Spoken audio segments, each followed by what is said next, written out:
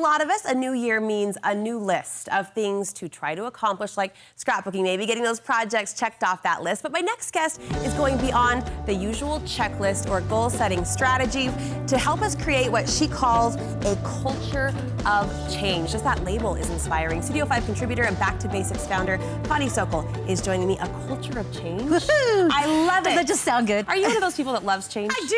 I do. I've made it my best friend. You're the yin to my yang because I'm one of those resistors, right? So what's the first step in embracing change for what it is? That's exactly what it is. It's creating an environment to support it so that you're not doing this love-hate relationship with yourself. It's really setting yourself up for success. You've got some steps to help us do that. Step number 1, confront the fear. I always give pause, Connie, to this idea of fear. What are women so afraid of? Well, I think sometimes when we want something to do something or make a change, we do have that pushback from our subconscious or from our soul. What does that mean? It's all different. It looks, I don't know what it's going to look like.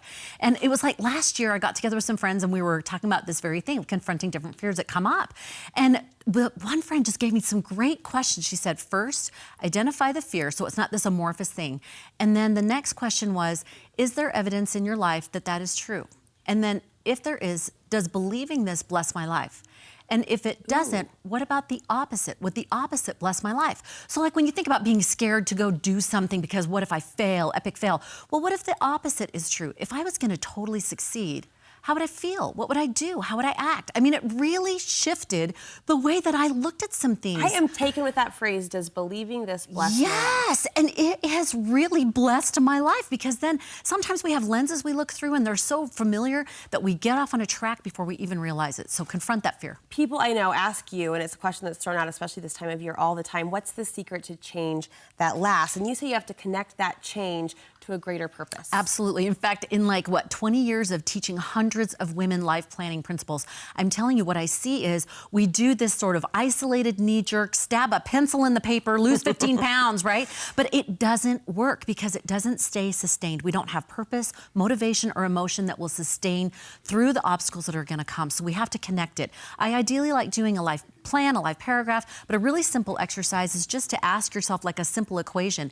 If I do X, I can do Y. So if I lose weight, I can play with my kids and not hyperventilate. If I organize my home, I can find the batteries or whatever it is, it's your motivation to do the thing that you truly want to do. You have to connect it to a deeper purpose rather than just, I really should. A random should will not work. I love the concept behind that because it speaks to our, I think, intrinsic spirit, right? Yes. That we do want to be rooted and grounded to something that matters more than just the surface. Absolutely. goal. And you'll find you will achieve more and it'll be more fulfilling because it's like a webbed thing now because it's connected and then those dominoes will just fall. That domino effect that I talk about. No matter the goal or the change, a lot of times you hear life coaches or experts in this field talk about mixing up your surroundings, right? If you want to lose weight, change what your fridge looks like. Yes. Or so to speak. Do you buy into that? Oh, absolutely. In fact, making just one physical change, it almost awakens your neural pathways, your emotional pathways, and it says, hey, we're making a change and it's not so scary because suddenly you've done something. So you've sort of broken through.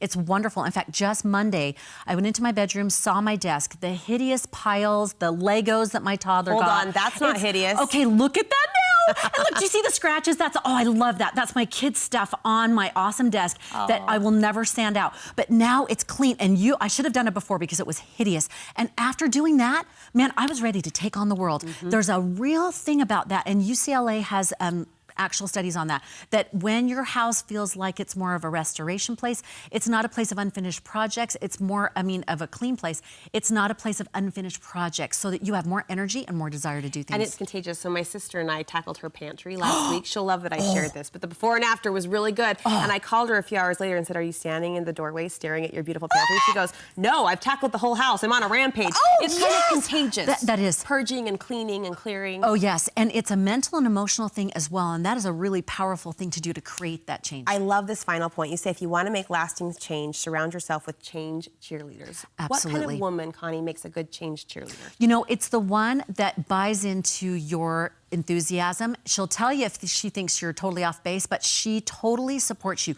Of course you can. Of course you can do this. Someone that says, not only can you, but I've got information. I know how. When I'm listening to someone who says, do this, this, and this, it works, man, I am all over that because then I see the results and I'm on my way. So that's so key. This is a woman that you want to be your change cheerleader. And the good news is you have a new online course. Oh my gosh, that I'm so women are excited. going to just flip over. Unveiling it today for our Studio 5 viewers. I'm so excited. It's a 4-week video online course, and you will do, in 4 weeks, 4 goals in 4 life areas. Done in 30 days. And it's usually $147. It is $29 today. Stop. For Studio 5 viewers. $30?